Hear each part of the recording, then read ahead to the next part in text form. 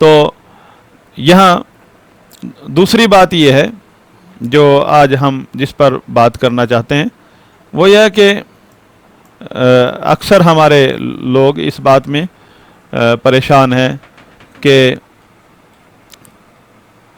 حنفی شافعی مالکی کیا ہوتا ہے. یہ دیکھیں تابعین کے بعد جو کہ صحابہ کرام کے شاگرد ہیں، ہمارے جو ائمہ ہے تبع تابعین میں شمار ہے جن کا، پھر ان کے بعد جو ان کے شاگرد ہیں جو خیر القرون کے ائمہ کرام اہل سنت کے ائمہ، ان کا کسی نہ کسی طبقہ میں شمار ہے. یا تو اسے طبقہ حنفیہ میں شمار کیا جاتا ہے، یا طبقہ شوافع میں، یا مالکیہ یا حنابلہ میں. تو ایسا کیوں ہے؟ یہ ایک اشکال ہے اہل سنت کے طلبہ، طالب علم اور صحیح عقیدہ سمجھنے کے متلاشی لوگوں کے نزدیک. ہمارے ہاں اس میں گزارش یہ ہے کہ جو ائمہ کرام حنفی ہیں یا شافعی ہیں یا مالکی ہیں، پہلی بات یہ ہے کہ وہ مجتہدین ائمہ کرام ہیں، وہ مقلد نہیں ہیں، تقلید شخصی کی دعوت نہیں دیتے.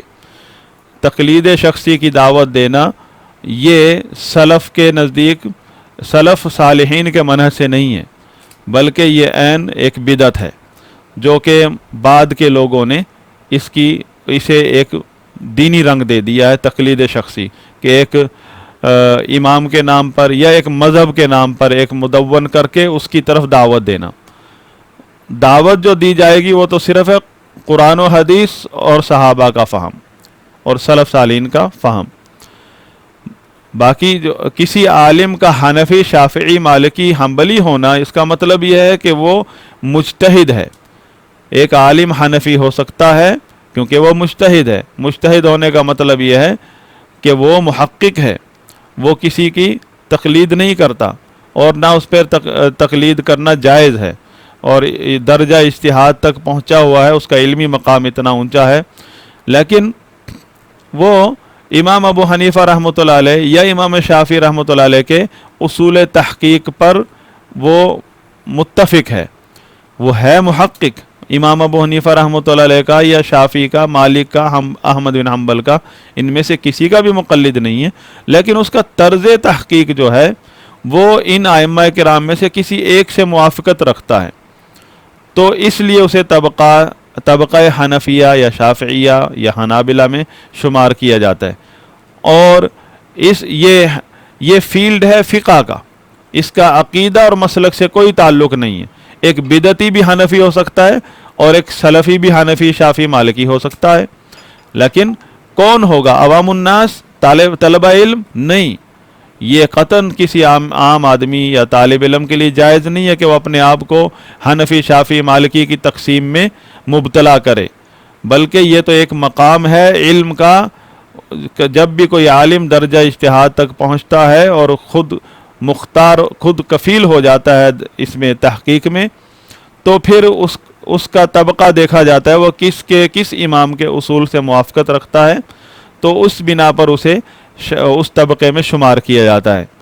تو اگر وہ ایک عالم حنفی ہے، جیسے امام ابو جعفر طحاوی حنفی ہیں لیکن تقلید کے شدید مخالف ہیں، نفرت کرتے ہیں تقلید سے، بلکہ تقلید کرنے والے کو جاہل اور متعصب کا جیسے القاب سے نوازا ہے امام طحاوی رحمہ اللہ اور دیگر ائمہ نے، تو یہ کسی عالم کا حنفی ہونا یہ بجا ہے کیونکہ وہ مجتہد ہے، عام عالم نہیں. ہمارے جیسے طالب علموں کو عالم مجتہد نہیں کہا جا سکتا.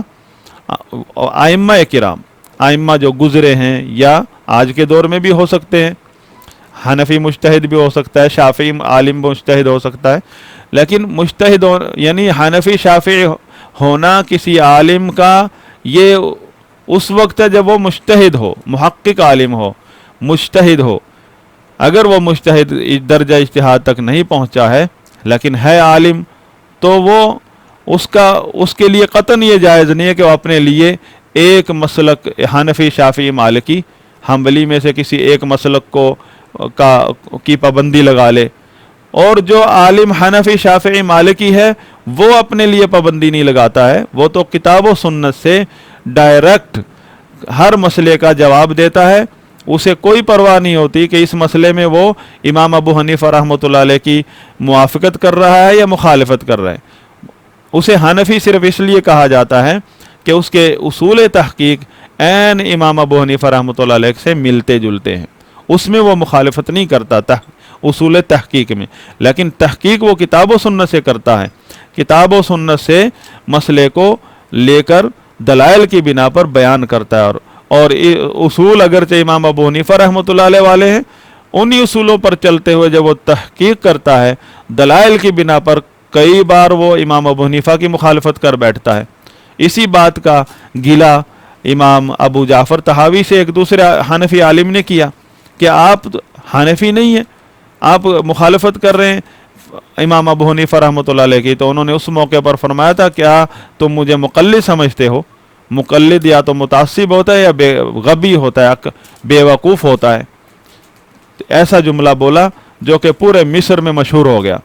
مطلب، اور اس کی دوسری مثال یہ ہے، امام ابو حنیفہ رحمۃ اللہ علیہ کے دو جلیل القدر شاگرد ہیں، ابو یوسف اور امام محمد. دونوں امام ابو حنیفہ رحمۃ اللہ علیہ کے بعد فقہائے احناف میں سر فہرست ہیں، لیکن انہوں نے 2/3 مسائل میں امام ابو حنیفہ رحمۃ اللہ علیہ کی مخالفت کی ہے. اس کے باوجود بھی انہیں کسی نے حنفی سے نہیں نکالا اور نہ کوئی نکال سکتا ہے، کیونکہ وہ حنفی مجتہد عالم ہیں اور محقق ہیں، مقلد نہیں ہیں.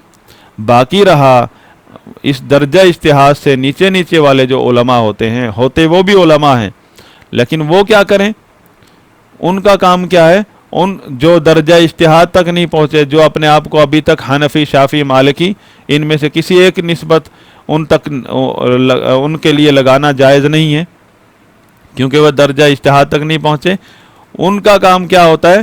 وہ تمام ائمہ کرام ایک مسئلے میں اگر 2 قول ہیں یا 3 قول ہیں، سینکڑوں نہیں ہوتے ہیں، 2-4 قول ہوتے ہیں یا 3 ہوتے ہیں، کبھی اکثر 2 ہوتے ہیں.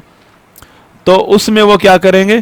سارے ائمہ کے ایک مسئلے میں جتنی فریق بن چکے ہیں سب کے دلائل کو سامنے رکھ کر دلائل کی بنا پر ایک مسئلے کو ترجیح دیں گے، اور اسے کہتے ہیں اتباع. اور یہ کون کرے گا؟ یہ بھی علماء کریں گے، وہ علماء جو درجہ اجتہاد تک نہیں پہنچے. مطلب میرا کہنے کا یہ ہے، اس وقت جو ہمارے علماء اہل حدیث ہوں یا علماء احناف ہوں، اگر وہ اہل سنت ہیں، اہل سنت کے مسلک پر چلتے ہیں، چلنا چاہتے ہیں، ان کے لیے فقہ میں یہ منہج ہے کہ وہ ائمہ کے مذاہب کی روشنی میں دلائل کو جمع کریں، ائمہ کے دلائل کو جمع کریں، کیونکہ ائمہ اس دین کی سند ہیں، ان سے ہمیں تمام دلائل ان کے ذریعے جمع ہوتے ہیں ایک کسی بھی مسئلے میں. تو پھر ان دلائل کی بنا پر کسی بھی ایک مسئلے کو وہ ترجیح دیں، اور یہ نہ دیکھیں کہ فقہ حنفی کی مخالفت ہو رہی ہے شافعی کی. فقہ حنفی شافعی یہ اس کے نام پر مذہب بنانا یہ قطعاً ان لوگوں کے لیے جائز نہیں ہے. تو جو ائمہ کرام چاہے وہ حنفی ہیں، شافعی ہیں، مالکی ہیں، ان کے جو فتویٰ ہیں یا ان کی تحقیق ہے وہ ساری امت کے لیے ہے، وہ کسی خاص طبقے کے لیے نہیں ہے. لہذا اسے کہتے ہیں اتباع. اور یہ بھی اہل علم کا کام ہے کہ وہ اتباع کریں، کہ دلائل کی بنا پر ائمہ کرام کے موقف کو ترجیح دیں اور باقی کو چھوڑ دیں. اور اس میں یہ تفریق نہ کریں حنفی، شافعی، مالکی کی. سارے ائمہ کرام ان اہل علم اور طلباء کے لیے واجب الاحترام ہے، اور ان کی تحقیق کو سامنے رکھتے ہوئے مسئلے کو دیکھنا اور دلائل کو پرکھنا یہ ان کا فریضہ ہے، اور اسے یہ اتباع کہلاتا ہے.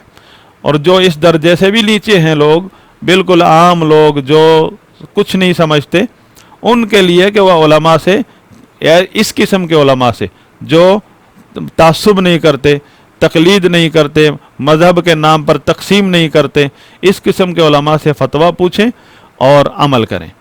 اور اسے اہل علم کی اصطلاح میں تقلید کہتے ہیں. یعنی علماء سے یہ تقلید، وہ تقلید نہیں ہے جو تقلید شخصی ہے، یہ تقلید مطلق ہے، اور یہ خیر القرون سے اس پر عمل ہوتا آ رہا ہے. اس کی مخالفت کسی سلف میں سے کسی نے نہیں کی. تقلید مطلق کا مطلب یہ ہے کہ کسی بھی عالم کو معین کیے بغیر، اس کا تعین کیے بغیر، اس کے علم کو دیکھتے ہوئے اس سے مسئلہ پوچھیں اور عمل کریں، چاہے وہ عالم جو ہے درجہ طبقہ حنفیہ سے ہو یا شافعیہ سے ہو، کسی سے بھی ہو، لیکن یہ شرط ہے کہ وہ اہل سنت ہونا چاہیے، صحیح العقیدہ ہونا چاہیے، صحیح المنہج ہونا چاہیے، تاکہ اس کے جو منہج کی خرابیاں ہیں اس کے جراثیم سائل کو، پوچھنے والوں کو نہ لگیں۔ تو یہ جو بدعت کے جراثیم ہیں یہ کرونا وائرس کے جراثیم سے بھی زیادہ خطرناک ہیں۔